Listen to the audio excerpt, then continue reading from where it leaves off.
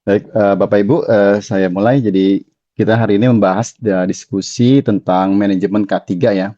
Bagaimana K3 juga bukan hanya di tempat kerja ya, di perkantoran, tapi juga di tempat kita beribadah ya.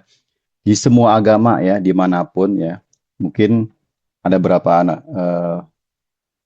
bagian agama yang menurut saya kurang ya, dimohon masukannya. Jadi risikonya mungkin kita bisa jadi sama-sama tertuliskan ya, nanti kita aplikasikan di tempat ibadah kita masing-masing.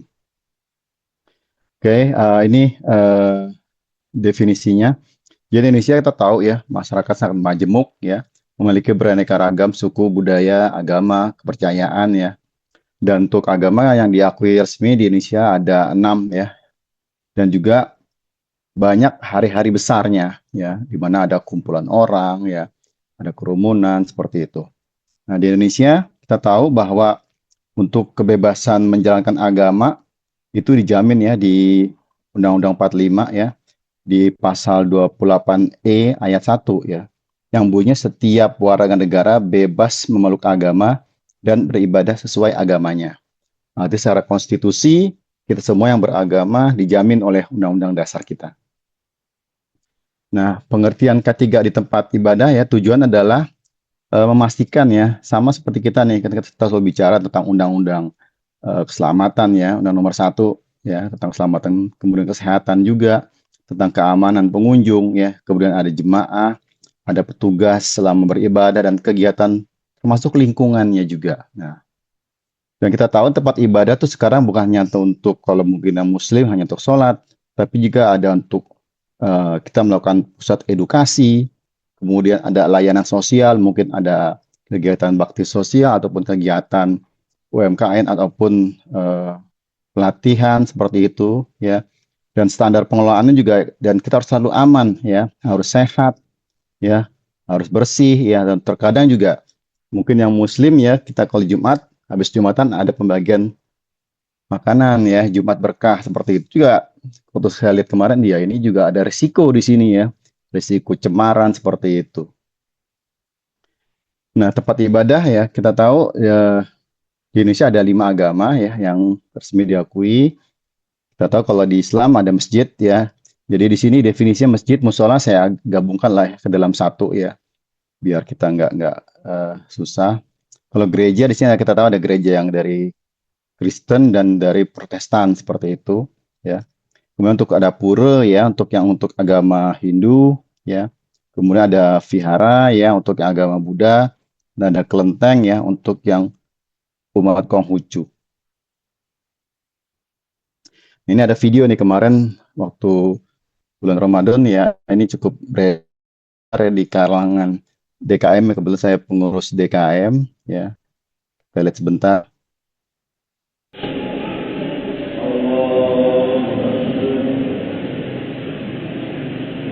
Kita lihat ya, anak-anak suka bercanda ya. Kita kan nggak tahu ya, kita sholat di depan yang laki-laki ya, depan di belakang. Nah ini ada risiko-risiko yang seperti ini. Kita lihat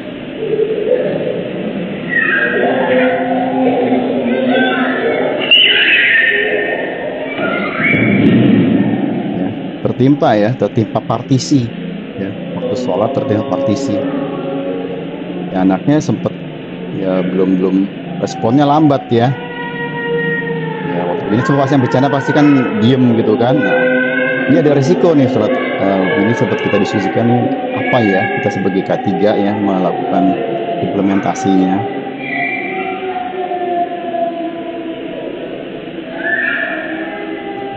Cukup lama ya, nggak segera bangkit ya. Ini pembelajaran untuk kita juga. Perlunya adanya pengawasan ya, pengawasan orang tua ya di tempat ibadah. Walaupun ini aksi apa kita nggak tahu kan, mungkin bapak sholat di depan ya.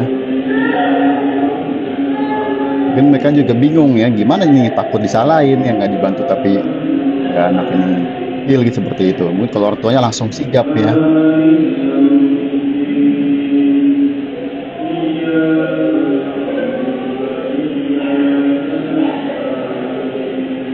Kadang ada yang bingung ya, acuh atau apa, itu kan terkulai ya, terkulai lemas. Orang nanya anak siapa gitu kan. Nah, mungkin mau dewan tindakan juga mereka juga khawatir ya, takut dipersalahkan seperti itu. Cukup lama ya waktunya, artinya harus segera dilakukan tindakan medis ya untuk dimonitor. Oke, nah sekarang kita lihat jumlah tempat ibadah khususnya yang masjid ya. Ini saya ambil dari datanya Kementerian Agama, kemarin saya akses. Jadi total semuanya, saya nggak bahas detail, itu ada 307.729 masjid yang ada di Indonesia, ya, dari Aceh sampai dengan Papua, ya, macam-macam. Ternyata ada masjid nasional, masjid negara, ya, masjid besar, masjid raya, masjid agung, masjid jami, ada masjid bersejarah, kemudian ada masjid tempat publik, ya. Kalau dari penggolongannya nih seperti itu. Ya total seperti ini, ya sekitar 300.700 sekian lah. Nah ini detailnya, datanya ya di kemarin ya, ini per Maret 2024. Kemudian kalau untuk agama Katolik ya, gerejanya terdapat sekitar 13.925 ya, di seluruh Indonesia. Kemudian untuk agama Kristen ya, untuk gerejanya terdapat sekitar 67.921.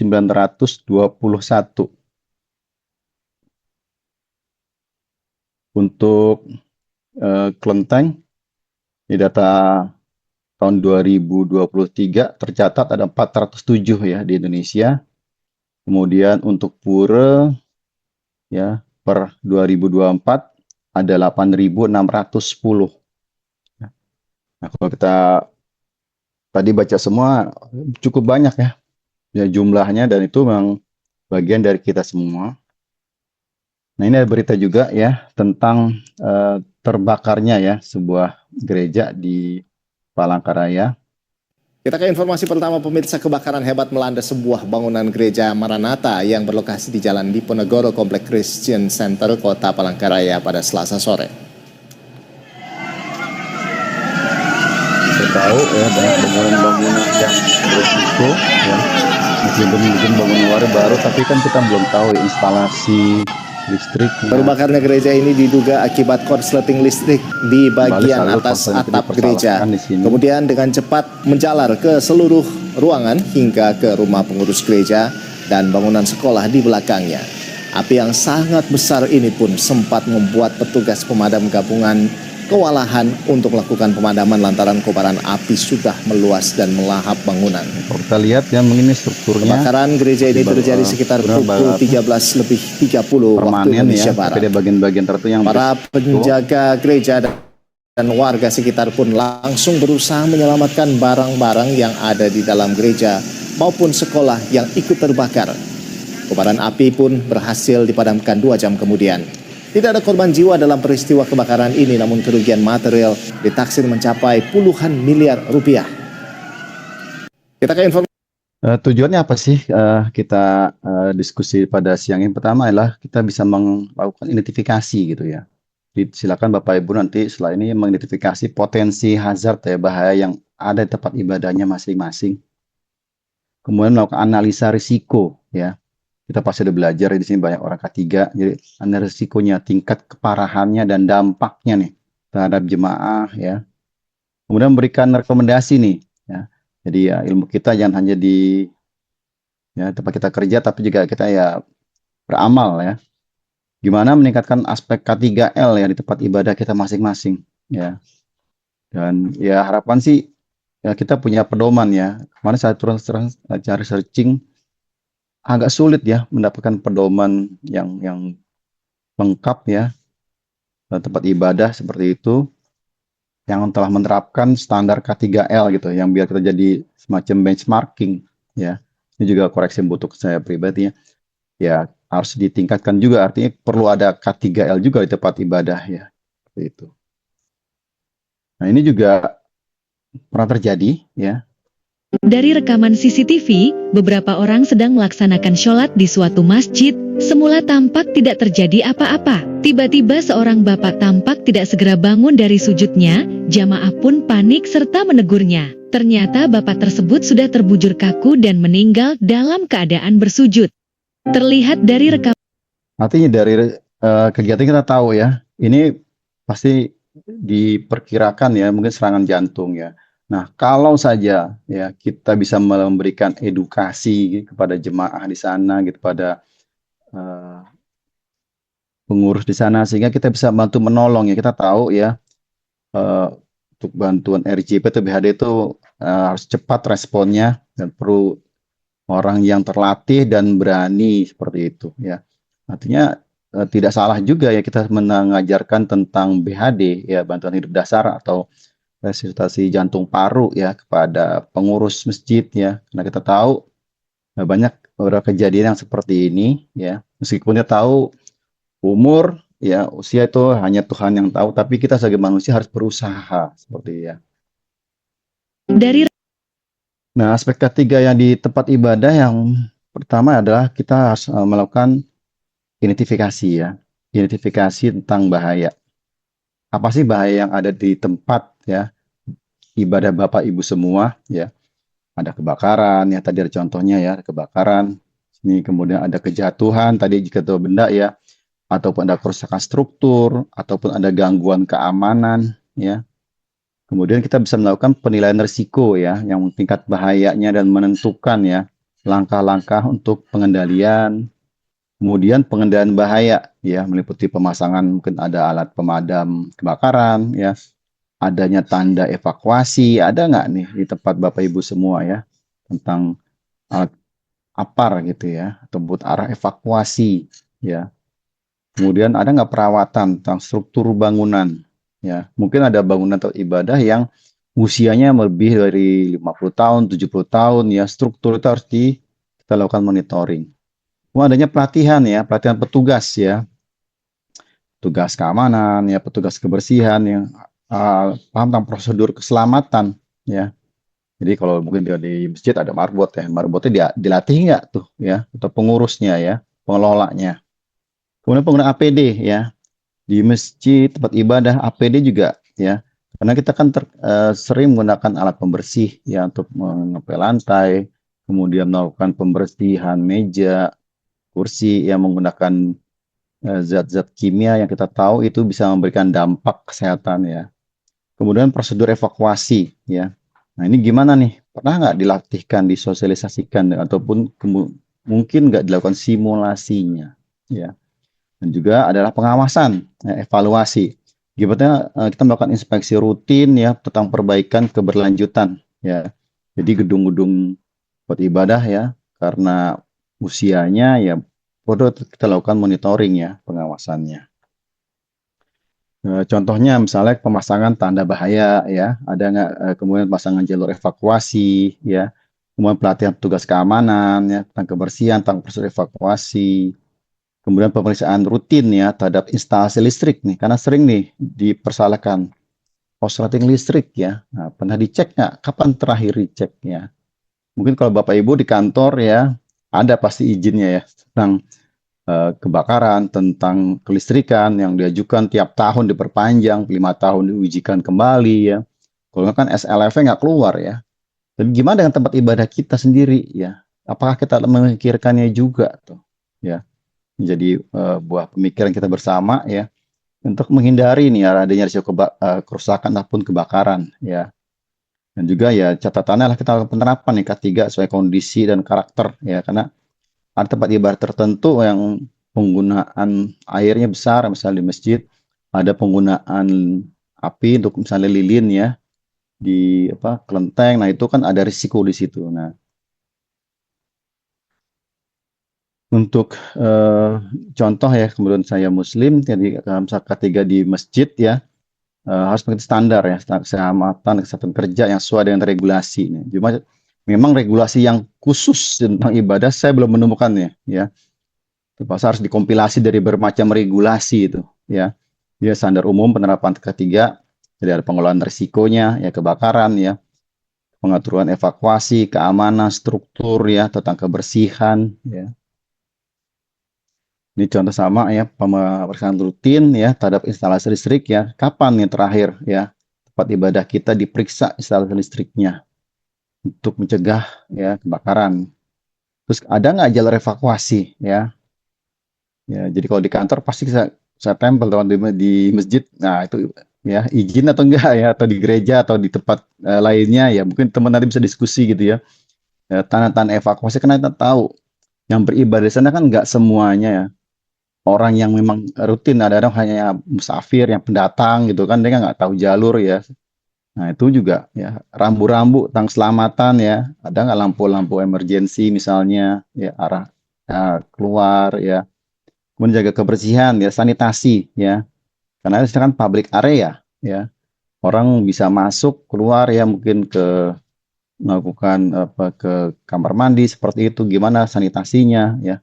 Dan termasuk mencegah penyebaran penyakit ya. Kita pernah belajar waktu zamannya COVID ya, gimana kita lakukan pembatasan ya jarak ya. Sholat nggak boleh rapat-rapat, ada jaraknya gitu kan.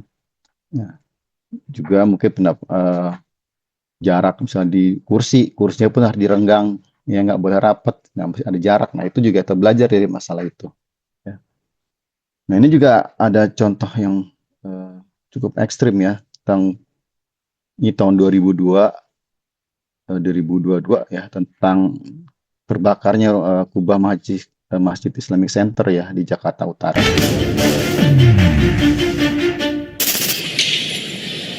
Islamic Center kebakaran hari ini Rabu 19 Oktober 2022 waktu asar.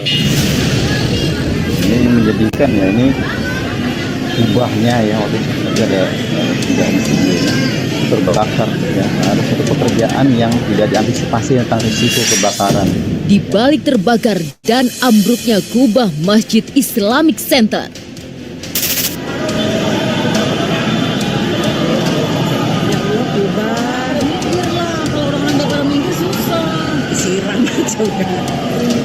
api mengelilingi kubah Masjid Islamic Center di kawasan Koja, Jakarta Utara. Asap pekat membumbung tinggi karena api yang membakar seluruh bangunan kubah hingga ke dinding masjid. Kubah terbakar ya. Di dalam bangunan, ambruk. percikan-percikan api dari konstruksi kubah yang terbakar Bagian dalam berjatuhan videonya, ke karpet masjid. Nah, di bawah kita tahu ada karpetnya itu. Dan kubah masjid ini pun ambruk. Jadi kita bayangkan beratnya itu berapa ton ya. Tak kurang dari 10 unit mobil damkar dan 55 petugas dari suku dinas pemadam kebakaran Jakarta Utara dikerahkan untuk memadamkan api.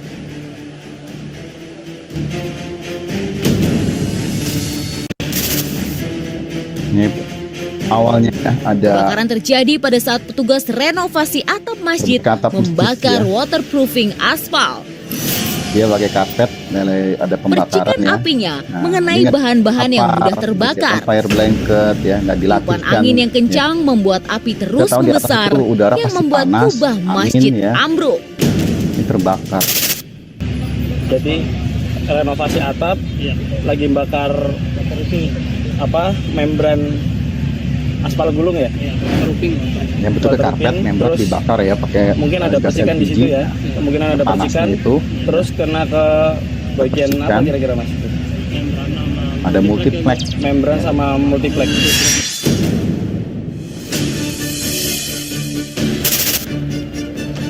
Pasca kebakaran, kini di TKP telah dipasang garis. Objek yang terbakar Dampaknya, hanya kubah. ya.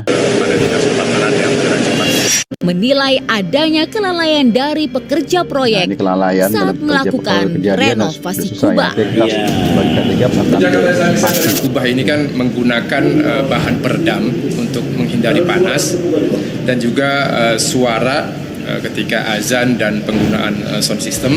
Nah, peredam ini, pelapis ini yang dari fiber yang berbentuk glass low ini sepertinya terkena percikan ketika peredamnya ya. pegawai pekerja dari PT yang tadi kita sebutkan ini kurang hati-hati. Nah, ini satu contoh gimana kita mungkin ya buat IBPR ya, identifikasi bahaya dan risiko ya. Yang biasa kita buat di tempat kita bekerja ya, kita coba aplikasikan ya di masjid tempat kita beribadah atau di manapun ya Bapak Ibu semua tempat ibadahnya ya. Salah satu contohnya ya saya juga sempat diskusi dengan teman-teman tentang relokasi misalnya. Kalau di masjid ada tempat wudhu ya, toilet. Aktivitasnya kita di situ akan berwudhu ya, berwudhu. Bahaya ya, ada bahaya kimia, ada bahaya biologi, ada bahaya ergonomi, ada bahaya psikososial ya. Fisika lantai licin ya, ya tahu pasti air ya. Kimia penggunaan bahan pembersih ya, ada karbon, pemutih, desinfektan yang berlebihan ya, itu bisa mungkin orang bisa iritasi ataupun matanya perih seperti itu. Biologi ya, ada bakteri, virus ya, keran. Nah, kalau kerannya nggak bersih, air nggak bersih ya, toiletnya. Ergonomi, nah ini postur tubuh nih. Kita tahu kita kan kalau wudhu mendunduk ya. Nah, gimana dengan orang-orang yang sudah senior, yang lansia? Ya mungkin harus ada cara atau tempat ya dia bisa berduduk ya, ya ada desain lagi. Nah, silakan Bapak Ibu nanti lihat di tempat di masjidnya ada nggak itu, dipikirkan nggak ya. Kemudian bahaya psikososial, antrian. Ini kemarin kita tahu waktu puasa kemarin atau antrian terutama sholat maghrib panjang sekali ya. Jadi udah desek-desekan ya. Ini juga dipikirkan juga nih ya, karena orang pengen buru-buru karena waktu sholat kan maghrib sebentar ya, hanya 1 jam. Ada potensi ya, di sini potensinya apa? Seperti itu, bahaya kimianya, bahaya biologi. Nah, ada penilaian risiko ya. Saya tahu pasti Bapak Ibu semua tinggal dibuat scoring dampak. Nah, kalau di sini saya berskornya tinggi ya. Ini ada pengendaliannya apa? Ya, kalau bahaya fisika dengan apa? Pembersihan misalnya, bahaya kimia dan penggunaan bahan bersih yang aman ya, bahaya biologi ya, pembersihan berkala, ergonomi ya, tentang postur tubuh ya, gimana cara wudhu yang baik ataupun ada tempat duduknya. Untuk sebuah psikososial ya, ruangan mungkin harus dibuat yang nyaman ya, mungkin ada kapasitas atau ada ekstensi kapasitas ya untuk sholat-sholat tertentu ya, dibanding sholat yang waktunya panjang seperti itu. Kemudian di area dalam masjid ya, misalnya ada sholat ya, kemudian ada bahaya sama nih, tadi bahaya fisikanya terjatuh ya, tersandung ya, kan suka ada kabel melintang misalnya, bahaya kimia ya, lantai karpet ya. Kadang karpetnya menggunakan aroma parfum, tapi kita tahu sebenarnya parfumnya itu kan zat kimia. Ya nggak semua orang juga tahan nih terhadap zat kimia ini. Bahaya biologi ya, mungkin karpet atau sarung yang suka dipakai bersama, sama paling sering misalnya di bagian perempuan ya, kan mukenanya ada di situ. Nah itu kapan sering dibersihkan? Jadi nah, kita nggak tahu orang pakai yang sebelum kita ya, bersih nggak dia. Kemudian juga posisi ergonomi ya, sholat yang berjamaah terlalu lama ya. Nah, mungkin disiapkan ada kursi ya untuk orang yang tidak sanggup berdiri lama ya, disiapkan. Kemudian bahas psikososial ya, suara mungkin yang bising seperti itu ya, atau anak yang bercanda seperti tadi. Ya, silakan nanti Bapak Ibu buat sini potensi risikonya ya. Kalau di sini di skornya 3, dampaknya 3 hati sedang. Ini pengendaliannya seperti itu. Sama nih area masjid ya, tadarus ya. Termasuk ya di bagian misalnya ada bagian buka bersama ya, bagian takjil ya. Ini ada bahaya-bahaya juga ya. Potensi silakan nanti Bapak Ibu kembangkan atau lengkapi lagi ya dari yang ada di data di sini ya. Hingga nanti pengendaliannya nih, ya pengendalian sesuaikan dengan lingkungan Bapak Ibu semua ya. Kemudian juga misalnya ada kegiatan-kegiatan besar ya, ada pentas budaya, ada pentas seni seperti itu, artinya ada penggunaan efek khusus ya. Kemudian kalau kumpulan orang pasti ada sampah makin banyak ya. Kemudian pengangkatan alat-alat berat ya, ini masalah ergonominya ya. Nah, ini juga bisa berdampak ya. Kalau di sini skornya nilai risikonya 4, kritis ya. Kemudian tentang kegiatan masyarakat yang misalnya ada berapa ibadah yang digunakan, yang misalnya masjid ya di sini digunakan untuk pernikahan juga, ya musyawarah rapat ya. Ini ada bahaya tentang kelistrikan ya karena penggunaan besar ya. Misalnya ada parfum, bahan kimia ya, biologi tentang makanan yang disajikan yang misalnya nggak higienis seperti itu ya. Nanti kalau di sini kita beri skornya sedang ya, sedang. Kemudian kebersihan lingkungan ya, tentang tangga yang misalnya lantai yang tidak rata, bahaya fisikanya, bahaya kimia, penggunaan zat pembersih ya, bahaya biologi, ada virus ya, kurangnya pencahayaan ya, seperti itu, bahaya psikososial ya. Nah ini salah satu cara ya, mungkin kita sering duduk lama mendengarkan ceramah ya, karena suka pegal kesemutan ya. Jadi nggak ada salah juga ya. Silakan nanti diskusikan dengan pihak pengurus masjidnya nih, ada gerakan senam ya. Jadi ini kan boleh ya. Kita gerakannya seperti ini sederhana, tapi ya buat jemaah ini bisa ikut semua nih, baik yang muda maupun yang senior seperti itu ya. Kita sama-sama pernah duduk masjid kalau suka kesemutan, pegal gitu ya. Waktu kemarin mungkin tadarus bersama ya. Nah ini bisa kita gunakan nih, kita lakukan gerakan ya. Ya, bacaan-bacaan tertentu ya, zikir ya. Nah, kan kita juga sama seperti kita bekerja ya, duduk di tempat kerja ya, kan per 2 jam kita harus relaksasi dulu ya, break ya, ada gerakan tangan yang berbeda seperti itu. Ini nggak ada salahnya juga. Jadi aku ceramah juga nggak ngantuk ya. Ini satu contoh aja, ada gerakan ini apa, dimana ada senam ya. Allah Akbar, cukup barangkali, jangan lama-lama. Kan nggak sampai 5 menit ya. Jadi butuh juga nih sebagai penceramah atau gimana ya. Jadi kita lihat juga. Nah kemudian tentang crowd management ya, manajemen kerumunan. Kita tahu banyak kegiatan-kegiatan keagamaan tuh yang mengumpulkan orang banyak ya, apapun agamanya. Islam ya misalnya ada Jumatan, pasti tiap hari Jumat ya. Kalau hari besar Idul Fitri, Idul Adha lebih banyak lagi ya, sehingga banyak kumpulan orang-orang. Itu juga butuhkan tantangan juga tersendiri ya, gimana kita mengelolanya ya. Agama lain juga sama, Kristen ya, Hindu, Buddha ya, Konghucu ya, ada Cap Gomeh gitu kan, bercampur baur. Ini kumpulan orang ini harus dikelola secara baik ya. Jadi tentang crowd management adalah proses ya, proses pengelolaan dan pengendalian ya kerumunan untuk memastikan keselamatan, kenyamanan ya, kelancaran ibadah tempat umum ya, termasuk tempat ibadah yang acara besar. Sebenarnya kita fokusnya bicara di tempat ibadah ya. Ya, dari foto kita lihat dulu, kita pernah ngalami zaman COVID ya. Ini ada jarak ya, seperti ini ya, kasih jarak ya. Nah sekarang udah nggak lagi kan, ada kerumunan seperti ini ya. Ini ada plus minusnya, tetap kerumunan, nah, artinya ada risiko-risiko yang besar di sini. Jadi tujuannya pengelolaan kerumunan atau crowd management adalah mencegah ya, mencegah terjadi kecelakaan atau insiden berbahaya, kemudian menjamin kelancaran akses dan evakuasi ya.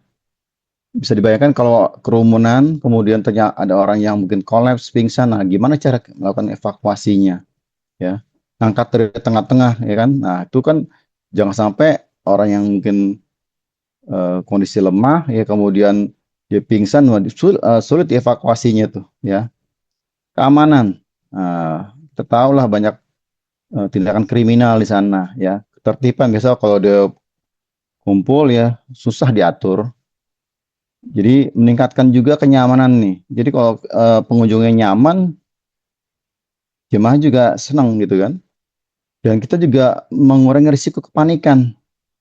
Kalau ada kepanikan, ada misalnya ada orang berteriak yang tidak pada tempat, misalnya kebakaran gitu, paling ada kebakaran, wah itu akan panik ya, bisa orang tiba-tiba lari nggak jelas seperti itu ya. Nggak harus kita mengurangi nih risiko kepanikan dan kekacauan ya. Jadi langkah-langkahnya secara bersura kita lakukan perencanaan ya, karena kita tahu misalnya ada event, misalnya ada tanggal 1 ada event ya, misalnya sholat Id yang mengumpulkan orang banyak, sedangkan kapasitas tempat ibadah kita berapa ya, perencanaan. Kita lakukan identifikasi jumlah nih, kira-kira berapa pengunjungnya. Kita menyertakan tahun-tahun sebelumnya atau hari sebelumnya, kemudian jalurnya nih, jalur evakuasi ya. Terus titik kumpulnya ada di mana ya. Jadi jalur evakuasi, titik kumpul ya, bukan hanya di tempat kita bekerja ya, bukan di kantor, tapi ya tempat ibadah juga kita pikirkan juga kemana mereka titik kumpulnya ya. Kemudian pengaturan jalur dan akses nih. Jadi jalur masuk dan keluar nih kan kalau nggak bertabrakan ya. Ya kalau mungkin yang muslim ya kan nggak boleh bersentuhan, atau nyenggol nanti batal, wudhu ada ngantri gitu kan, ribet tuh seperti itu. Jadi kita harus pisahkan nih jalur masuk, jalur keluar ya. Nah, penggunaan signage ya, tanda-tanda dan petugas nih, petugasnya harus jelas di sini ya. Mungkin ada pakai pakaian suku seragam atau pakai rompi yang terlihat ya, pasangan tanda petunjuk. Kemudian pengendalian nih, kapasitas ya, mengatur jumlah pengunjung agar tidak melebihi kapasitas nih. Jadi kita harus memikirkan kalau ternyata kapasitasnya karena mungkin tempat lain tutup atau tempat kita yang paling strategis, ternyata banyak mereka datang ke tempat kita ya, buat melakukan ibadahnya. Jangan lupa lakukan monitoring ya. Ini monitoring pengawasan ya, misalnya pakai CCTV, petugas monitor lapangan atau mengawasi secara real time ya. Jadi ada orang ditaruh melakukan, dia memonitor ya setiap perkembangan penambahan ataupun mendeteksi adanya perubahan. Nah, jangan lupa ya, kalau udah orang banyak ya kita kembali ke undang-undang ini ya, Undang-Undang Nomor 2 Tahun 2002 tentang kepolisian. Kita harus membuat izin ya tentang keramaian ya, karena instansi kepolisian lah yang memberikan izin ya dan mengawasi kegiatan keramaian umum ya dan masyarakat lainnya nih ya. Jadi kalau kegiatan banyak ya, jangan lupa hubungi pihak keamanan. Karena di PP-nya juga dijelaskan ya, di PP 60 tahun 2017 tentang tata cara perizinan dan pengawasan ya, kegiatan keramaian umum, kegiatan masyarakat ya, kegiatan politik ya. Jadi semua kegiatan ya, di sini ada definisinya tentang keramaian, tontonan untuk umum, dan arak-arakan di jalan umum ya. Misalnya ada konvoy, kemudian ataupun ada pergerakan pawai seperti itu di jalan umum ya, kan kita harus izin juga ya. Ini juga ada kasus ya, ambruknya sebuah masjid ya, karena dibangun tidak sesuai dengan standarnya ya. Kan mungkin bukan orang-orang yang profesional seperti itu, yang bukan memang kompetensinya. Di Jawa Timur dengan beban yang berlebih, korban jiwa, kita harus melihat juga nih tentang konstruksi jembatan di awal tersebut bagaimana ya. Oke, ini saya coba cari, saya diskusi dengan teman-teman di fire safety, gimana sih ada regulasi yang jelas tentang, jadi ada di NFPA 101 ya, tentang life safety code ya, tentang kode keselamatan jiwa ya. Jadi mungkin yang belum tahu MFA, izin saya jelaskan. Pertama, NFPA adalah lembaga internasional yang menyusun standar kode keselamatan kebakaran ya. Itu berdiri sejak tahun 1896 ya. NFPA ini telah mengembangkan lebih dari 300 kode standar yang digunakan secara global ya. Tujuannya adalah untuk mengurangi risiko ya tentang kebakaran dan ledakan melalui pedoman teknis yang teruji ya. Jadi kalau mungkin tidak nggak ada ya, kita naik ke yang ketinggi yang di NFPA itu sekarang dia secara global. Mungkin yang belum pernah kejadian di Indonesia, di sana pasti mungkin ada ya, seperti misalnya mobil listrik ya, mungkin kita terkejadian, tapi sampai sekarang regulasi belum ada. Jadi banyak teman-teman yang mengacu ke NFPA ini ya, termasuk mungkin ini juga ya tentang tempat ibadah ya. Jadi di NFPA 101 ya, itu bisa kita adopsi ya secara nasional ya. Di situ tentang peraturan pedoman keselamatan ya, kebakaran, keselamatan jiwa untuk bangunan dan berbagai struktur lainnya ya. Saya juga nyari ada nggak sih yang spesifik struktur masjid, gereja gitu kan, harapannya ada, saya hanya dapat ini secara umum ya. Jadi ini MFPA tentang 101 dia khusus membahas tentang keselamatan jiwa. Ya, ini yang versinya tahun 2024 ya, standar diakui secara luas ya. Jadi menyatakan persyaratan secara minimum untuk gimana sih memelihara ya, melakukan pengujian, memeriksa berbagai sistem proteksi kebakaran, termasuk alarm kebakaran, sprinkle, dan pengendalian asap ya. Kita belajar dari sana yang sering mungkin punya kasus yang lebih sering kejadian dibanding di kita ya. Nah, di NFPA 101 itu juga mencakup peraturan ya tentang sistem alarm kebakaran, sprinkle, sistem pengendalian asap ya. Dia juga menetapkan standar ya untuk memastikan keselamatan jiwa ya, tentang keadaan darurat dengan menangani pertimbangan dan konstruksi dan hunian. Ya, seperti itu. Ini pedoman sangat penting ya untuk melindungi penghuni dan mengurangi risiko sebagai dalam berbagai situasi. Dan nah, sekarang bicara tentang pemiliknya.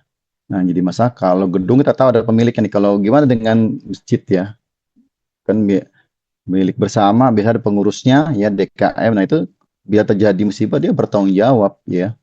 Ataupun orang yang menangani ini, ketua DKM. Karena dia bertanggung jawab untuk pengecekan ya. Jadi untuk pemasangan instalasi, melakukan pemeriksaan, melakukan pengujian, melakukan pemeliharaan sistem proteksi kebakaran, sistem pencahayaan, sistem deteksi darurat, ya. Dia bertanggung jawab terhadap gedung di tempatnya dia, ya. Mungkin agak sulit juga ya. Tapi ya harus ditegaskan bahwa dia bertanggung jawab. Jadi kita wajib sebagai jemaahnya ataupun sebagai pengurusnya menyampaikan ini loh ada risiko seperti ini. Jadi ini harus ditangani seperti itu ya. Kalau kejadian karena pasti akan ditanya siapa bertanggung jawab ya. Polisi kan sama seperti itu. Di sini juga dibahas ya di NFPA 101 ya. Di situ tentang protokol keselamatan. Jadi tentang peningkatan sistem komunikasi dua arah, pintu keluar ya, pintu keluar kita di mana, termasuk bicara tentang dispenser cairan pembersih tangan ya berbasis alkohol ya, karena ini juga ada risiko ya. Ini belajar di zaman COVID ya, banyak kita kan cuci tangan ya pakai ada alkohol ya. Nah, itu ada risiko-risiko juga kan dengan alkohol itu. Kemudian sistem deteksi ya, karbon monoksida ya. Kemudian adanya sistem penyalaman otomatis atau sprinkle nih ya untuk bangunan parkir ya. Karena ada beberapa tempat ibadah itu juga yang punya lahan parkir, mungkin basement atau apa yang mungkin belum lengkap ya. Karena udah kan hanya beribadah ya. Padahal tetap saja ya ada kemungkinan terjadi juga kebakaran. Jadi ini yang terbaru ya, jadi tentang perlindungan kebakaran ya. Nah, ini di bagian-bagiannya di MNFPA 101 ya di bab 11 sampai 42 tentang persyaratan hunian ya. Okupasi chapter ya, yang persyaratan spesifik ya untuk jenis bangunan perumahan ya. Di situ bahas tentang struktur ya, ada strukturnya secara general umum ya. Ini ada tower, pier ya. Nah, ini nanti bisa teman-teman baca lebih detail lagi ya. Tempat pertemuan, assembly occupation ya, general pertemuan ya, sistem proteksi gimana, gedungnya seperti apa ya. Juga tentang ruangan edukasi, tentang ya ini sama ya sampai dengan di chapter 24 ya, ambulatori ya. Jadi berhubungan dengan ini adalah tentang di bab 11 sampai 42 ya, tentang persyaratan hunian ya. Pesan spesifik untuk bangunan perumahan, rumah sakit, industri tempat ibadah ya. Nah, di bab 12 sampai 42 tentang persyaratan khusus hunian ya. Jadi ada persyaratan sifatnya spesifik ya. Tentang bangunan ada antara tempat ibadah ya. Jadi ada di situ ya.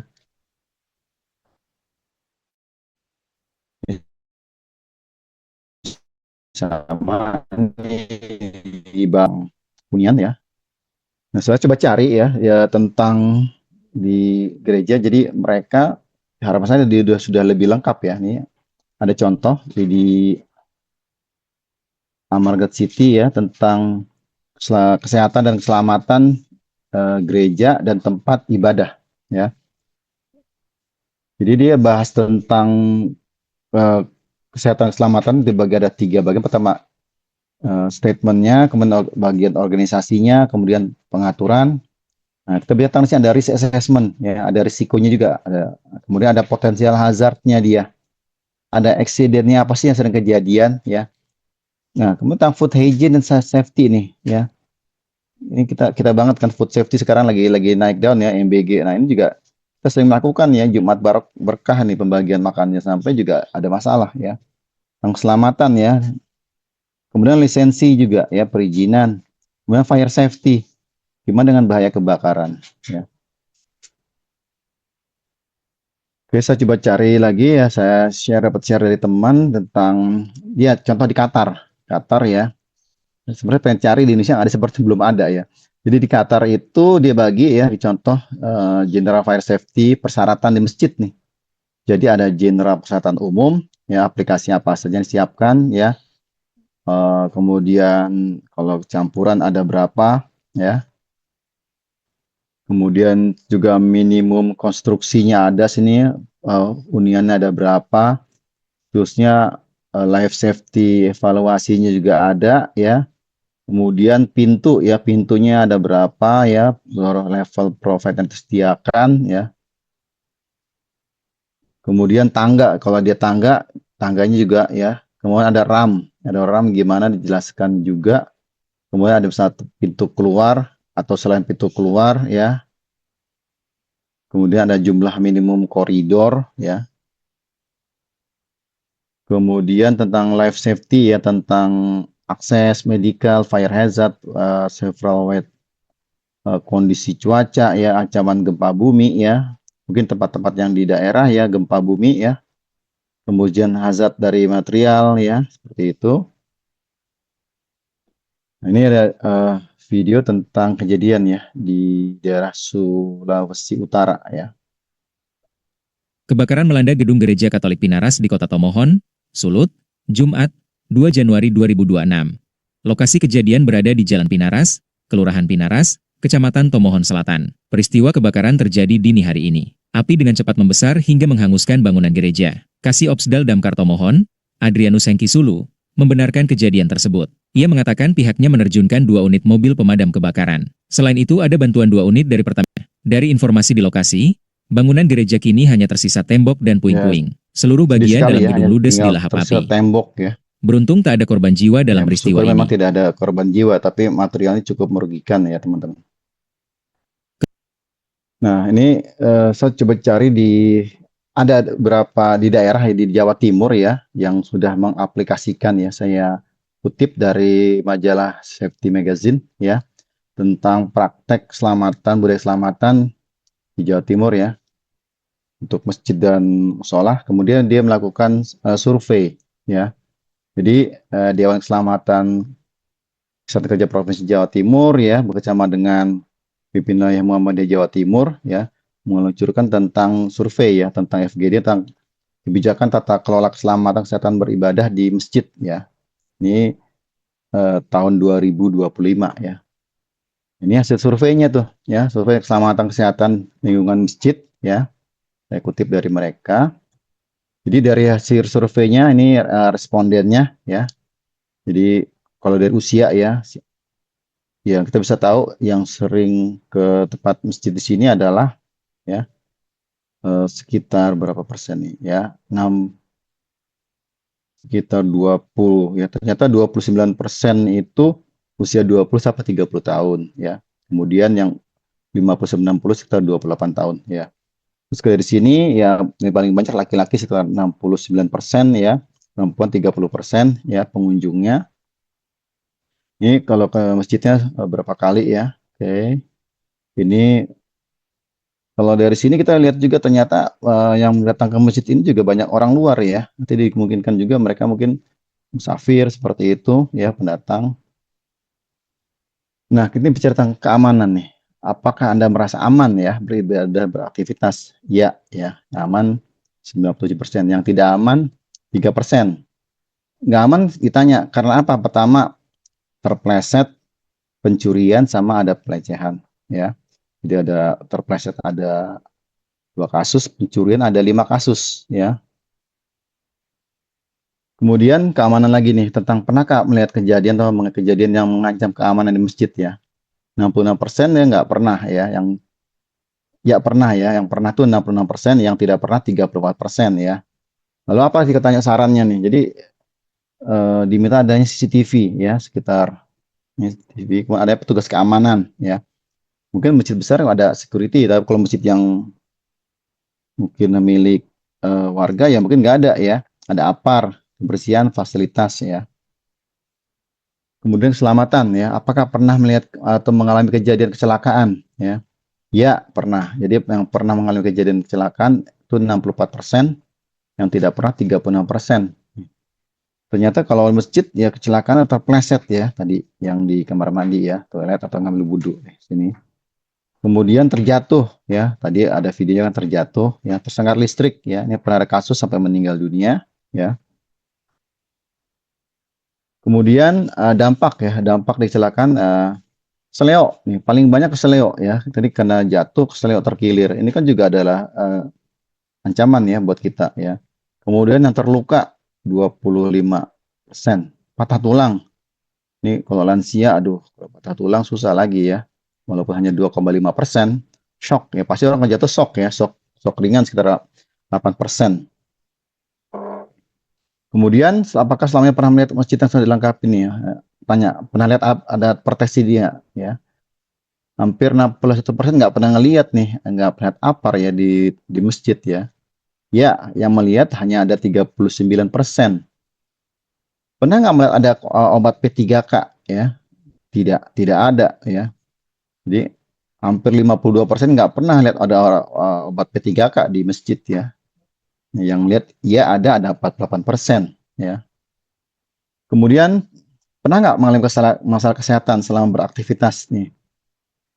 Yang tidak pernah 57%, yang pernah ada 43 ya. Ini juga karena orang menganggap tidak pernah, jadi mungkin nggak disediakan ya P3K-nya juga seperti itu ya. Kalau ada masalah, sarannya apa? Meningkat kebersihan, meningkatkan marbotnya, meningkatkan pelayanan kesehatan. Kemudian apakah merasa cukup aman ya, sirkulasi ya, nyaman ya. Kalau kenyamanan mereka nyaman ya 88% ya, nggak nyaman 12%. Terus perekaman pribadi ya, kebanyakan mereka tidak membawa perekam pribadi ya, yang nggak membawa hanya 16%. Mungkin ini ya, sarungnya nggak ada atau sobek ya, pinjem ya, ataupun mau kena seperti sering kita lihat mau kena ya, yang pinjem ya, artinya punya ngurus masjid. Terus kondisi perlengkapan ibadah di masjid ya, bersih 70%, kotor. Nah, artinya juga mungkin ditemui ada karpet yang kotor ya, yang mungkin waktu sujud kita lihat aromanya udah nggak nyaman seperti itu ya. Ini sekitar 30%. Kemudian kondisi perlengkapannya bersih ya, bersih 70%, yang kotor 30% tadi ya. Kebersihan secara umum ya, bersih ya, semua bersih 70%, yang kotor 30% ya. Nah, kemudian kondisi kebersihan air ya. Nah, airnya di data ini sih dapat datanya kotor ya, 87% ya. Mungkin air tanah ataupun air yang nggak disaring dulu seperti itu ya. Ataupun ada jaringan pipanya sudah korosi ya, sehingga airnya ada rasa berbau seperti itu ya. Kemudian kebersihan secara umum ya, bersih secara umum dia bersih, yang kotor 12%. Nah, tempat sampah disediakan, iya, yang tidak disediakan 9%. Nah, cuma tempat sampahnya nggak dipilah nih. Kan kita tahu ada pilah, kan ada macam-macam kan sampah. Ada organik, anorganik, seperti itu kan. Nah, ini enggak, jadi campur aja. Yang penting ada ya.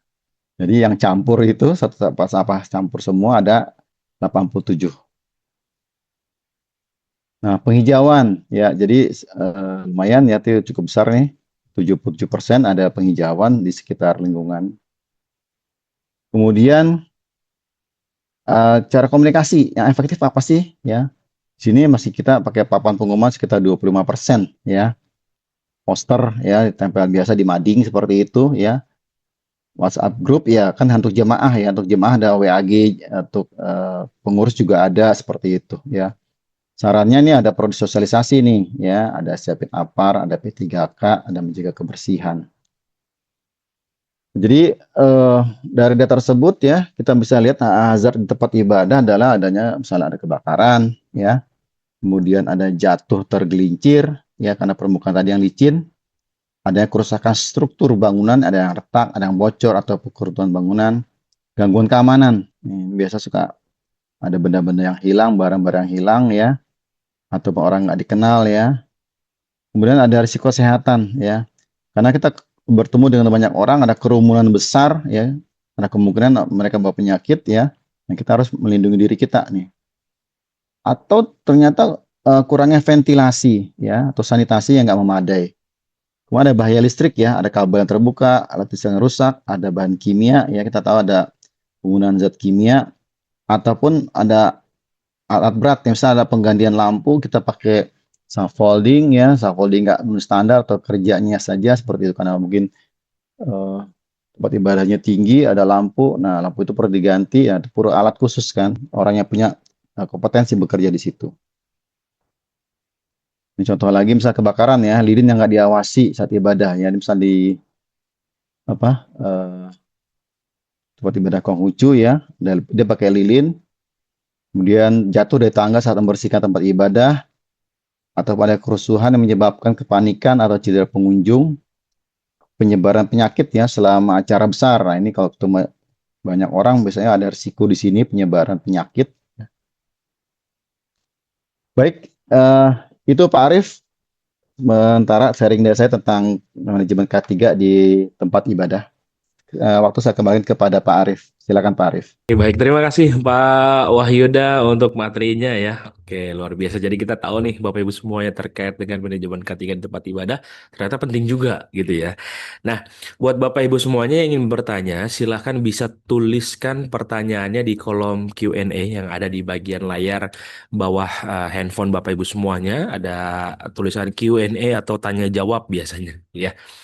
Nah, silakan bisa tuliskan pertanyaannya di sana. Nanti kita akan bahas satu persatu dan atau kalau misalkan Bapak Ibu semuanya ingin bertanya langsung, boleh nggak? Boleh banget. Nanti tinggal klik raise hand saja, ya. Nanti kita akan berikan kesempatan untuk Bapak Ibu bisa bertanya langsung dengan Pak Wahyuda hari ini. Dan sambil menunggu Bapak Ibu semuanya menuliskan pertanyaan-pertanyaannya, saya akan sampaikan dulu beberapa hal ya, Bapak dan Ibu semuanya, terutama untuk sertifikat ya yang Bapak Ibu semuanya juga tentu menanyakan bagaimana caranya kita bisa dapat sertifikat webinar hari ini ya. Nah, pastikan Bapak Ibu semuanya sudah install aplikasi Mika Pro ya. Kenapa harus Mika Pro? Ya, kenapa nggak di email aja gitu ya? Karena untuk sistem sertifikat semuanya kita menggunakan aplikasi, teman-teman, buat teman-teman yang baru bergabung, kita menggunakan aplikasi Mika Pro. Silakan install di Play Store atau di App Store. Jadi teman-teman semuanya di aplikasi tersebut sertifikatnya tidak akan hilang sampai kapanpun. Sampai teman-teman mendelete akunnya sendiri seperti itu ya. Sehingga nggak perlu khawatir kalau sertifikatnya tercecer kemana-mana seperti itu ya. Dan juga untuk teman-teman semuanya, untuk install pertama kali dan daftar pertama kali akan mendapatkan 3 bulan gratis platinum ya. Jadi teman-teman bisa mendapatkan full akses premiumnya ya. Salah satunya ada di antaranya ada e-regulasi, modul pelatihan, chat AI K3 ya. Dan bonusnya ketika teman-teman mengikuti webinar, maka teman-teman bisa mendapatkan sertifikat gratis. Jadi webinarnya bukan berbayar, tapi teman-teman membayar untuk fasilitas aplikasi Platinum seperti itu ya. Teman-teman bisa belajar, nanti ada ribuan modul di aplikasi Mika Pro. Di sana teman-teman bisa belajar banyak hal. Ada yang Kemnaker, ada yang BNSP, ada yang soft skill. Termasuk regulasi juga banyak gitu. Oke. Nah, untuk sertifikatnya nanti kami berikan gratis setelah teman-teman mengisi absen. Dan juga setelah webinar selesai akan bisa di-download langsung di aplikasi Mika Pro. Downloadnya di mana? Silakan nanti teman-teman yang sudah login ya bisa klik menu akun yang ada di pojok kanan bawah. Nah, yang saya beri tanda panah. Kemudian nanti teman-teman silakan pilih menu pelatihan saya. Ya, kemudian pilih judul yang teman-teman ikuti webinarnya. Ya, pada saat teman-teman misalkan sekarang nih, ini kan belum absen ya, teman-teman langsung cek nih, kok saya nggak ada judul pelatihan hari ini? Karena teman-teman belum absen. Kalau teman-teman sudah absen, nanti teman-teman langsung muncul nih untuk nama pelatihan atau webinar hari ini gitu ya. Jadi tahap pertama absen dulu, kemudian teman-teman baru cek nanti di aplikasi webinar hari ini gitu ya. Di menu akun, kemudian pelatihan saya, lalu tinggal klik webinarnya, nanti ada menu sertifikat gitu ya. Oke, baik. Nah, kemudian untuk fitur AI K3, teman-teman silahkan bisa buka di websitenya juga ya, atau di aplikasi langsung juga bisa. Kami sediakan dua tempat ya. Kalau teman-teman yang menggunakan laptop, bisa langsung buka websitenya di aik3.mediatama.co.id. Kemudian nanti loginnya menggunakan akun aplikasi Mika. Ya, jadi bukan menggunakan email. Tapi teman-teman harus punya akun Mika dulu, baru bisa akses AI K3 gitu. Nanti tinggal tanya seputar pertanyaan K3. Jangan tanya resep masak, karena AI K3 nggak bisa jawab kalau soal resep masak gitu ya teman-teman ya. Nah, silakan nanti juga bisa akses di aplikasi Mika Pro, dan untuk fitur AI K3 ini semua teman-teman bisa akses baik yang di iPhone maupun juga yang di Android seperti itu. Buat teman-teman semuanya yang ingin mempelajari materi-materi K3 lainnya, terutama untuk rekaman webinar, kita akan upload di channel YouTube-nya Kak Cik Denny. Kemudian buat teman-teman semuanya yang punya sertifikat ataupun juga punya lisensi dan SKP, pastikan tidak expire ya. Tidak expire lebih dari 1 tahun. Kenapa? Karena kalau sudah lebih dari 1 tahun, teman-teman perlu refreshment. Tidak cukup untuk perpanjangan. Jadi tahapnya adalah kalau teman-teman sudah lebih dari 1 tahun, teman-teman harus refreshment ulang. Nanti teman-teman harus ikut ujian lagi, kemudian ikut pelatihan lagi. Cuman biasanya pelatihannya 3 sampai 5 hari gitu ya, tergantung pelatihannya. Kalau misalkan belum 1 tahun, teman-teman lebih mudah. Cukup kumpulin dokumen persyaratannya, tunggu sampai sertifikatnya terbit. Bukan sertifikat, lisensi. Lisensi dan SKP-nya terbit. Seperti itu ya. Kalau sertifikat mah sifatnya seumur hidup ya teman-teman. Jadi tidak akan berubah atau tidak akan diperbaharui. Yang diperbaharui hanya SKP dan lisensi saja. Nah, silakan hubungi tim Media Tama yang teman-teman kenal untuk bisa memperpanjang SKP dan juga lisensi, baik yang ahli, petugas, teknisi, dan juga alat berat.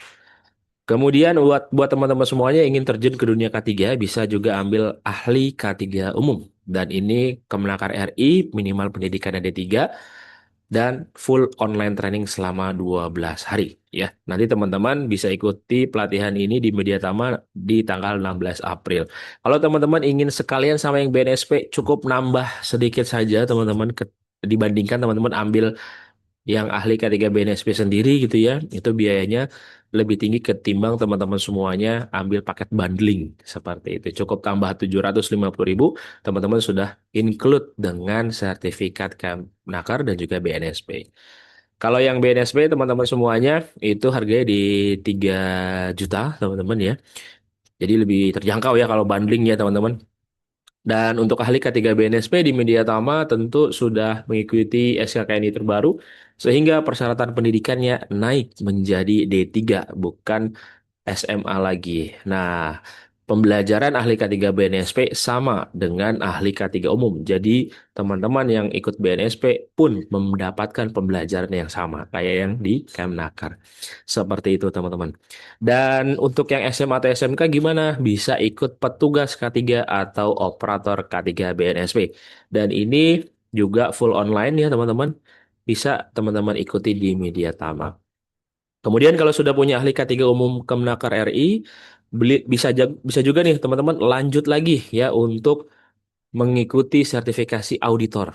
Nah, auditor ini cocok banget untuk buat teman-teman semuanya yang ingin jadi seorang auditor ataupun juga eh, instruktur ya. Instruktur K3 juga cocok nih teman-teman ya, kalau misalkan nanti teman-teman memiliki sertifikat auditor seperti itu ya.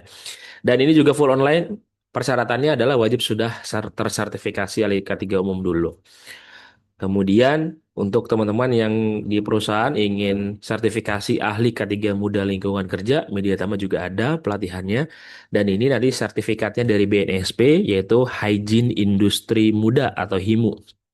Kemudian teman-teman dapat SKP juga serta lisensi nanti dari Kemnaker seperti itu ya. Dan nanti pelatihannya adalah blended training, jadi ada prakteknya. Nanti teman-teman akan praktek bagaimana caranya melakukan pengukuran lingkungan kerja terhadap faktor fisika, kimia, biologi, ergonomi, dan juga psikologi. Kemudian di sektor kelistrikan kita ada teknisi K3 listrik. Jadwal terdekat di tanggal 14 April dan ini blended training minimal SMK, teman-teman. Kalau sudah D3 TS1 ambil aja ke ahli K3 listrik. Kalau yang ahli K3 listrik ini full offline atau tatap muka. Kalau yang teknisi tadi kan blended ya, artinya cuma prakteknya aja yang tatap muka. Nah, di sektor konstruksi kita ada buat teman-teman yang pendidikannya minimal SMA dan ini full online Zoom ya. Jadi nanti teman-teman bisa ikuti pelatihan ahli muda K3 konstruksi ya. Kemudian di sektor perancah, kalau teman-teman semuanya mengawasi perancah, menghitung beban perancah, cocok ambil supervisor perancah. Tapi kalau teman-teman yang hanya membongkar dan memasang perancah saja, ambil di teknisi K3 perancah. Kita ada 2 kelas teman-teman, ada di Karawang, ada juga di Tangerang untuk prakteknya. Jadi buat teman-teman yang di daerah Indramayu, Purwakarta, bisa ambil di Karawang ya. Kalau teman-teman yang di arah Jakarta, Cilegon, ambil aja yang di Tangerang. Seperti itu untuk prakteknya. Jadi kita lebih fleksibel buat teman-teman ingin ikut di mana. Tentunya sesuai dengan jadwal yang sudah ditentukan untuk masing-masing kota seperti itu ya.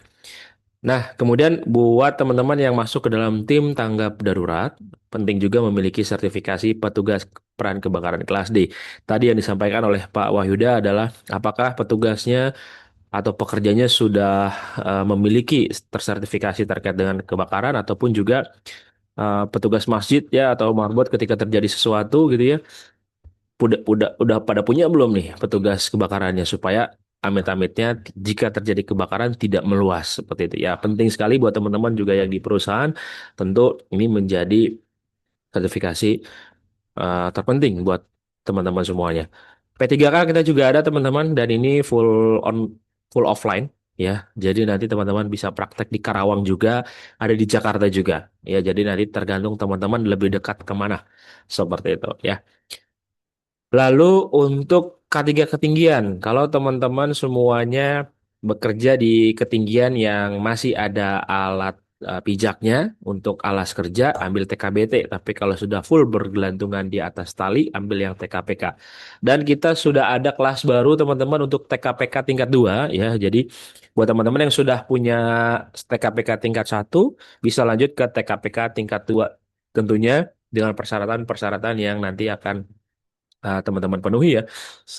Salah satunya adalah untuk jam terbangnya harus sudah kurang lebih minimal 500 jam kerja seperti itu ya teman-teman untuk di K3 ketinggian.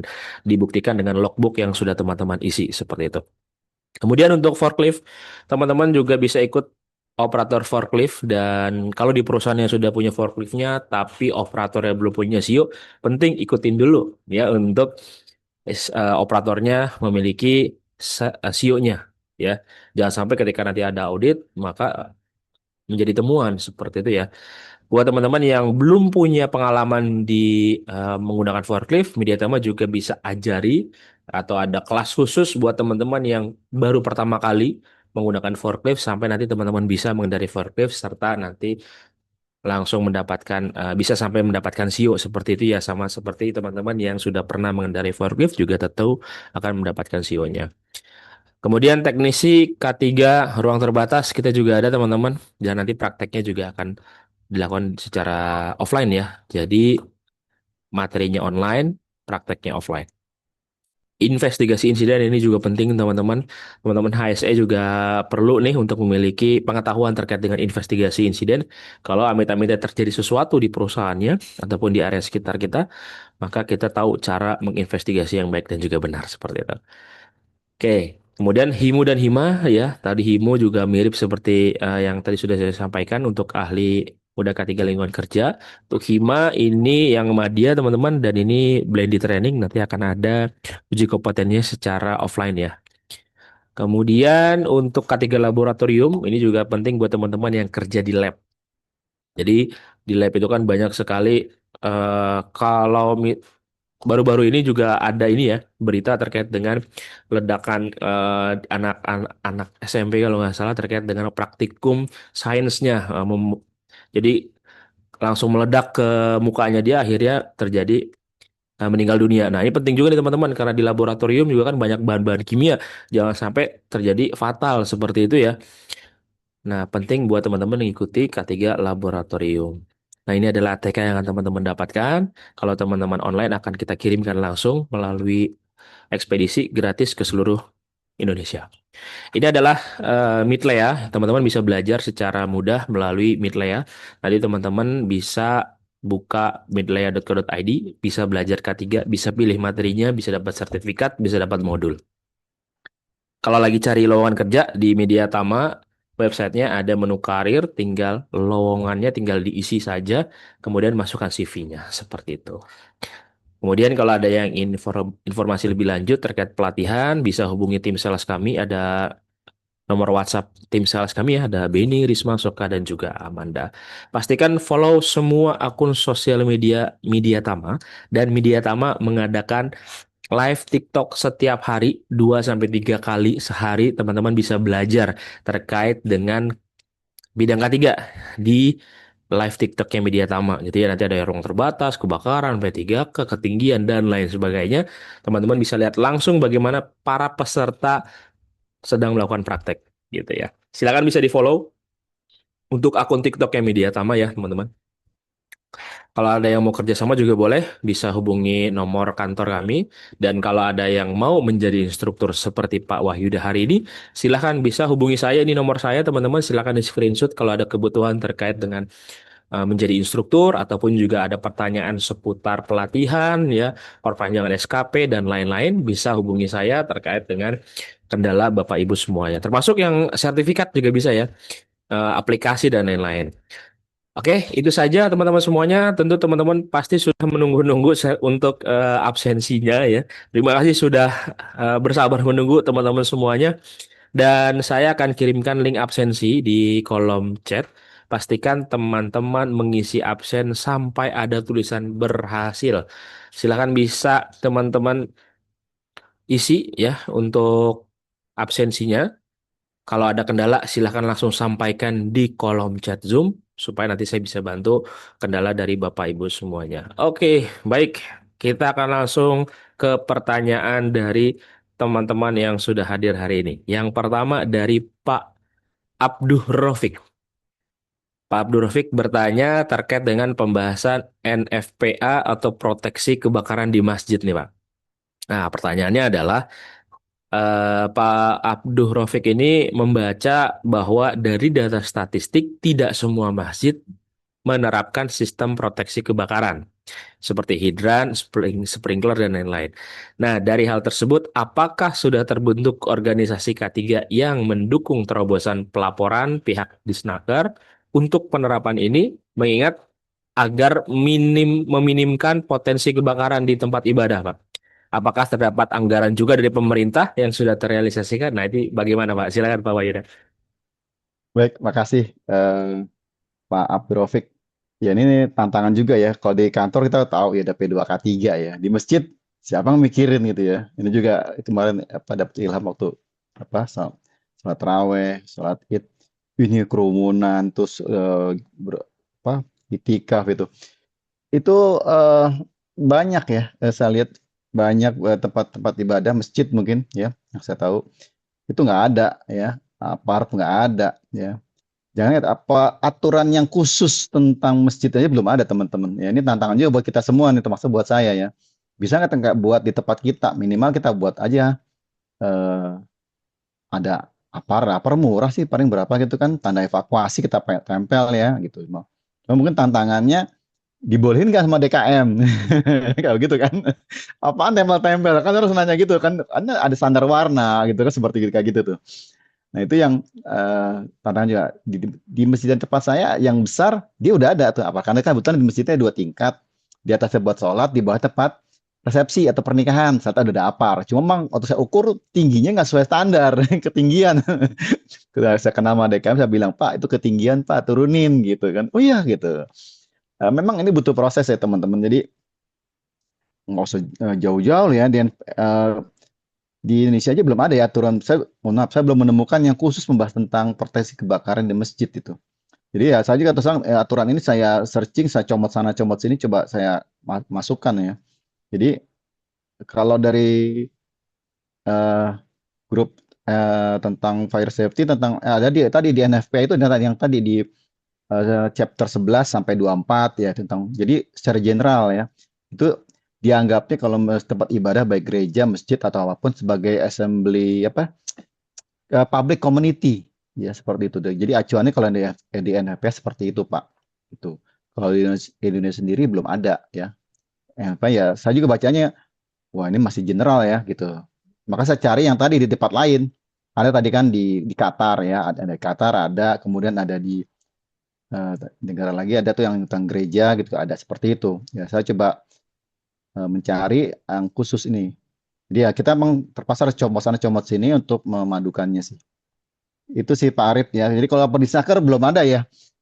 Seterusnya juga jarang juga nggak ada kewajiban ya. Mungkin ya tugas kita, tugas sosial kita ya gimana membangkitkan kesadaran ya teman-teman pengurus di masjid tempat ibadah seperti itu tentang adanya bahaya kan bukan hanya kebakaran gitu kan. Banyak tadi kan ada contoh-contoh kan ada serangan jantung ya, ada yang meninggal seperti itu bisa kita cegah. Mirip-mirip di perusahaan lah seperti itu. Cuman ini kan karena tempat ibadah biasa orang kan ya udahlah seperti itu ya jadi dia ikhlas seperti itu sebenarnya nggak seperti itu juga kan harusnya gitu sih Pak Arif. Oke, baik. Lanjut lagi. Seperti itu ya Pak Abdul Rafiq untuk jawabannya. Lanjut lagi dari Pak Ilham ini masih mirip-mirip sama kayak tadi. Sebagian besar tempat ibadah ya itu tidak memiliki struktur organisasi K3 Pak kayak kita di perusahaan gitu ya.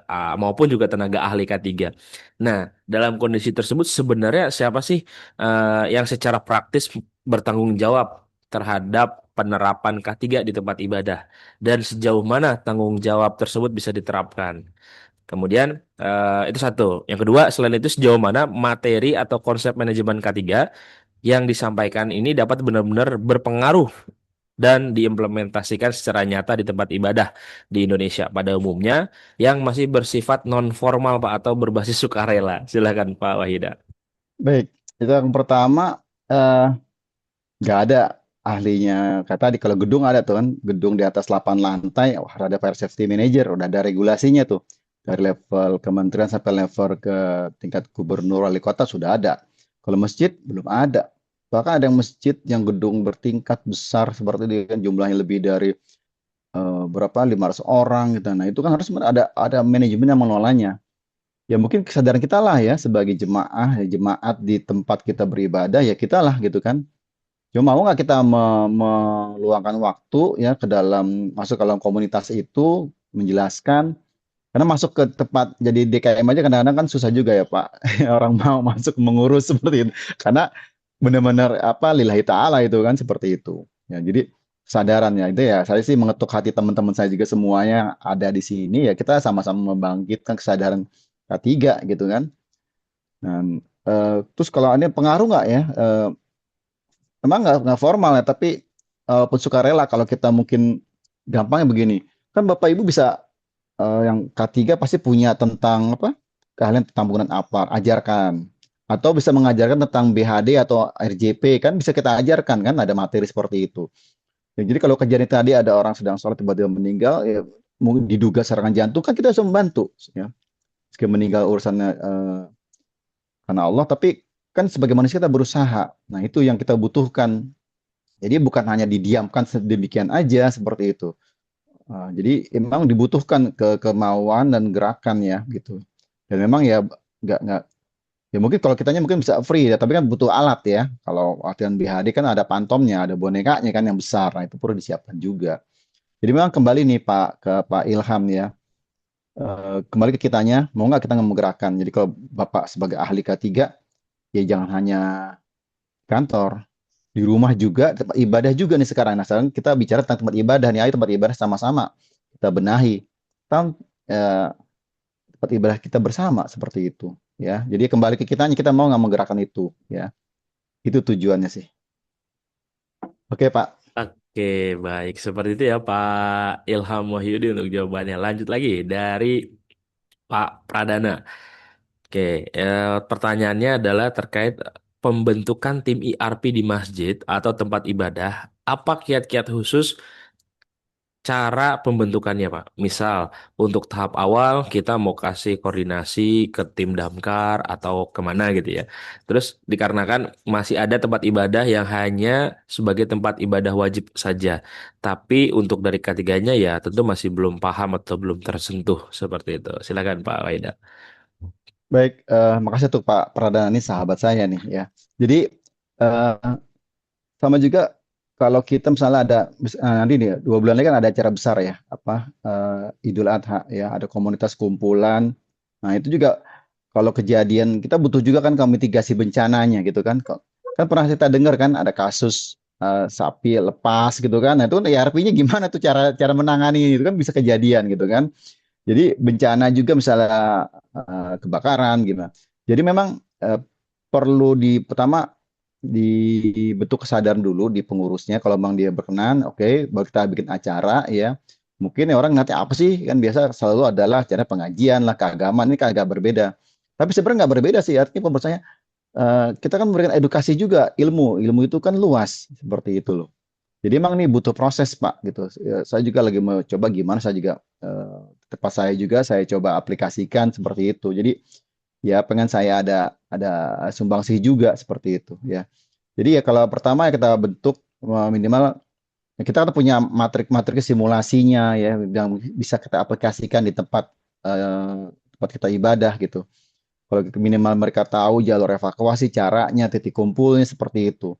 Jadi emang butuh proses ya.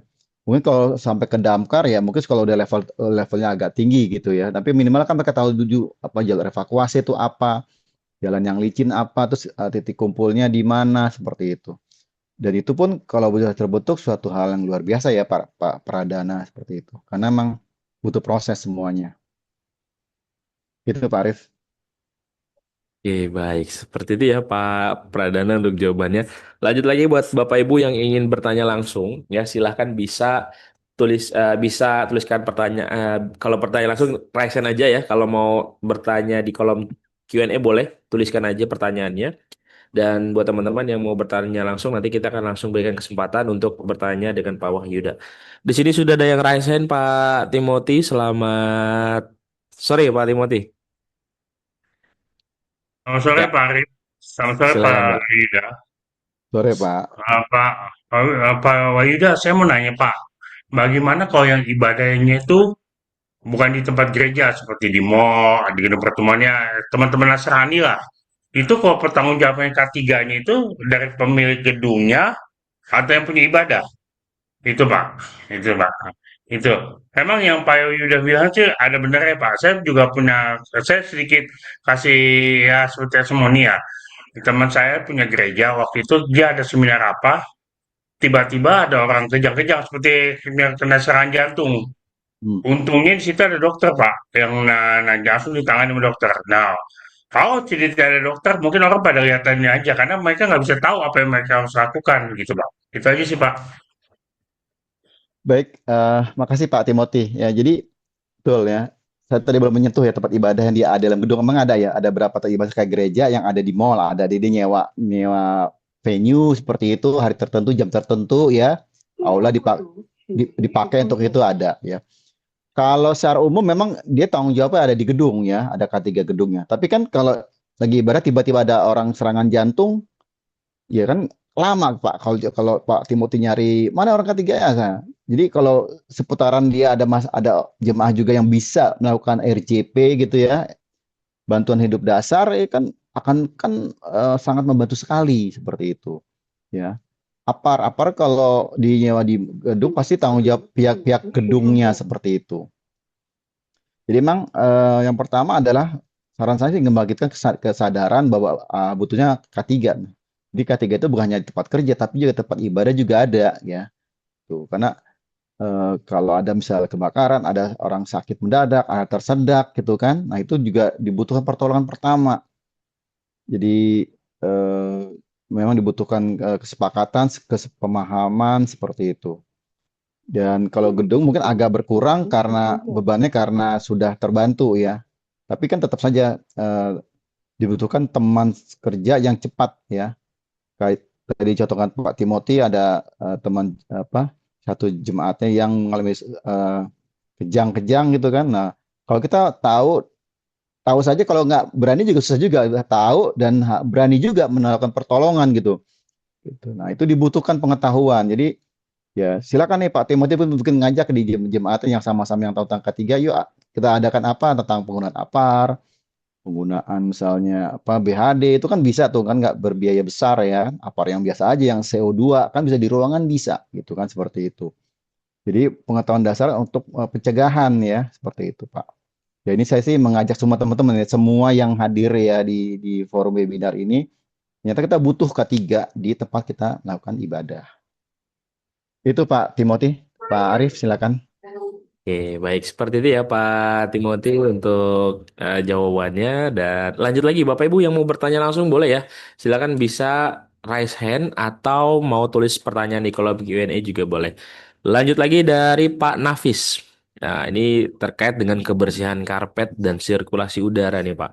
Apa standar kesehatan yang harus dipenuhi untuk mencegah penyebaran penyakit menular Pak? Dan standarnya mengacu pada regulasi apa nih Pak kalau untuk di tempat ibadah atau sama atau berbeda? Silakan Pak Baik Wahida. Pak, untuk Pak Nafis ya, memang nggak ada standar. Tapi saya belum menemukan ya untuk tempat ibadah masjid yang seharusnya seperti ini karpet karena kita sering di karpet. Saya searching itu ada yang di kesehatan lingkungan aja Pak. Kan ada kan kalau misalnya K3 perkantoran ya kan ada tentang udaranya bisa diambil, itu kan pencahayaannya, kalau ada karpetnya berapa seperti itu ya. Jadi yang khusus tentang tempat ibadah saya belum menemukan ya. Kalau teman-teman ada data silakan kita share sama-sama, kita bedah sama-sama gitu, seperti itu. Jadi yang khusus tempat ibadah belum bisa temukan. Jadi silakan teman-teman bisa tadi kalau kebakaran kalau di Indonesia nggak ada ya bisa cari di NFPA tadi ya di chapter 11 sampai 24 gitu kan. Nah, tentang lingkungannya kita tentang kesehatan lingkungan diambil tentang udara ada di situ kan. Nah, itu bisa juga pencahayaan juga ya sirkulasi juga ada situ. Jadi aturan ke situ Pak. Ya tadi yang khusus tempat ibadah terus terang saya belum menemukan ya. Jadi standarnya kita mengacu standar yang ada di situ. Termasuk juga kalau ada kebisingan ya kan. Kalau ada misalnya ada kegiatan yang bising gitu seperti itu berapa sih sebenarnya kebisingannya ya. Dan kita nggak pernah mengukur tuh ya. Nah, jadi kembali nih. Jadi emang nih tugas berat juga ya. Tantangan buat kita semua gimana kita menerapkan K3 di tempat kita ibadah masing-masing. Itu Pak Arif untuk Pak Nafis. Oke, baik. Seperti itu ya Pak Nafis untuk jawabannya. Bapak Ibu ada lagi yang mau ditanyakan terkait dengan materi kita pada siang hari ini. Buat Bapak Ibu semuanya yang ingin bertanya langsung boleh raise hand ataupun mau menuliskan pertanyaan di kolom Q&A juga boleh. Silahkan Bapak Ibu semuanya. Masih ada? Oh, ini kalau di kolom chat ada sih Pak, tapi mungkin Pak Wahyuda bisa menjawab juga terkait dengan ini di luar konteks topik sih Pak. Gak apa-apa tapi bagaimana penanganan safety di tempat keramaiannya Pak, seperti arak-arak atau di tempat lainnya Pak? Tadi udah dijelasin itu tentang crowd management ya. Itu kan ada kerumunan ya. Kan ada konvoy, ada misalnya keliling gitu kan, apapun agamanya kan pasti pernah melakukan itu kan. Nah itu juga ada risiko kan. Risiko mungkin kalau siang hari ada panas seperti itu. Nah itu harus yang dia kita atur. So kalau kita sebagai panitia atau sebagai K3 nih, gimana supaya aman. Ya kan kita bekerja sama dengan izin keramaian seperti itu.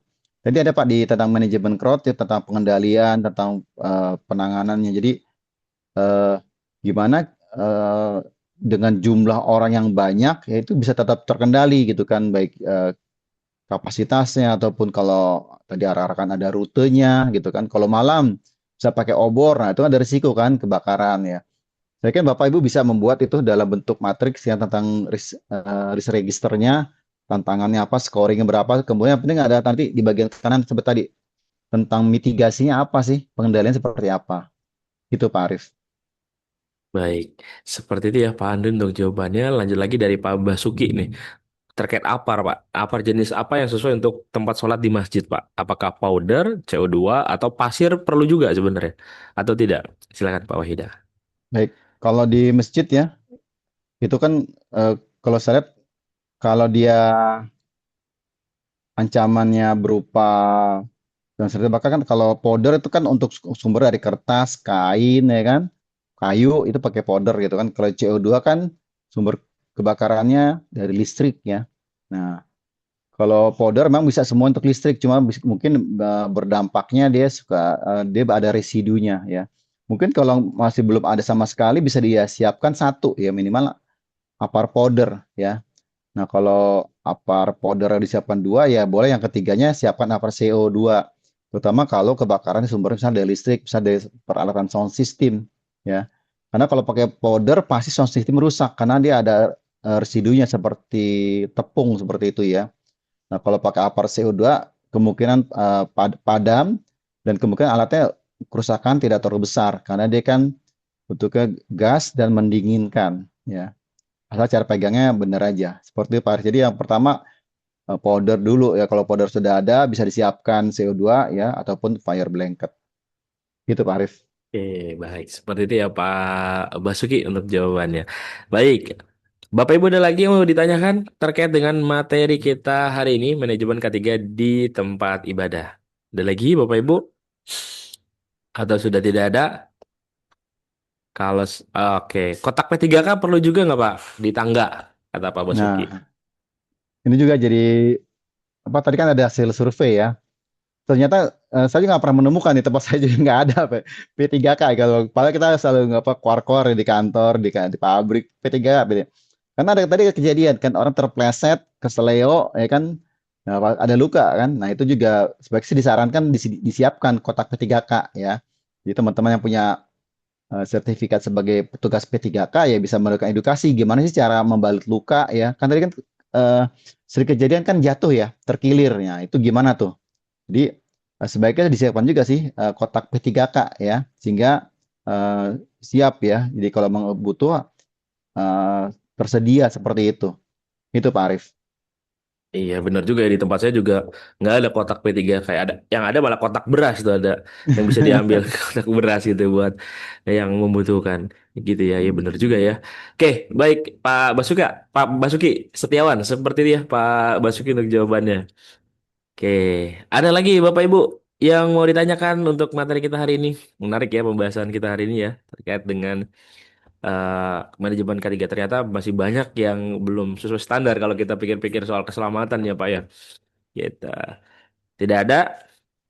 Oke, kalau tidak ada, kita sama-sama dengarkan dulu untuk closing statement dari pembicara kita hari ini pada Pak Wahyuda dipersilakan. Baik, terima kasih. Beribadahlah tentang K3 dimanapun Anda bekerja. Terima kasih.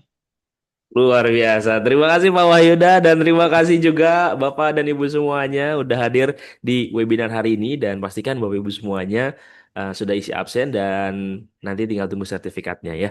Mudah-mudahan apa yang disampaikan oleh Pak Wahyuda bisa bermanfaat untuk kita semua tentunya dan harapannya juga bisa kita terapkan di area tempat ibadah kita masing-masing Bapak Ibu semuanya dan mudah-mudahan ini juga menjadi amal jariah ya buat kita semuanya. Tentunya juga menjadi keberkatan buat Bapak Ibu semuanya. Terima kasih Pak Wahyuda dan juga Bapak Ibu semuanya sudah hadir di webinar hari ini. Semoga apa yang disampaikan Pak Wahyuda bermanfaat dan kita bisa menerapkannya di tempat kita masing-masing ya di area ibadah kita masing-masing. Dan jangan lupa Bapak Ibu semuanya isi absen dan sampai ada tulisannya berhasil. Kalau belum berhasil, silakan teman-teman bisa mengisi kembali kalau misalkan ragu ya bisa isi kembali dan jangan sampai kelewatan untuk isi absensinya ya karena kalau sudah lewat ya maka teman-teman tidak bisa mengisi absen lagi ya untuk sertifikat sudah terbit teman-teman bisa langsung cek di aplikasi Mika Pro dan kalau misalkan ada yang mau ditanyakan nanti teman-teman bisa langsung klik aja menu yang ada di sana. Kalau belum terbit silahkan klik yang di sana. Dan yang pasti teman-teman kalau belum terbit bisa jadi karena belum platinum ya, masih silver. Tapi gak perlu khawatir, teman-teman upgrade kapan aja bisa mendapatkan platinum nanti tinggal hubungi saya aja. Terima kasih banyak Bapak Ibu semuanya. Sehat selalu buat Pak Wahyuda dan sampai berjumpa lagi di webinar-webinar berikutnya. Wabillahi taufiq walhidayah. Wassalamualaikum warahmatullahi wabarakatuh. Terima kasih Pak Wahyuda dan Bapak Ibu semuanya.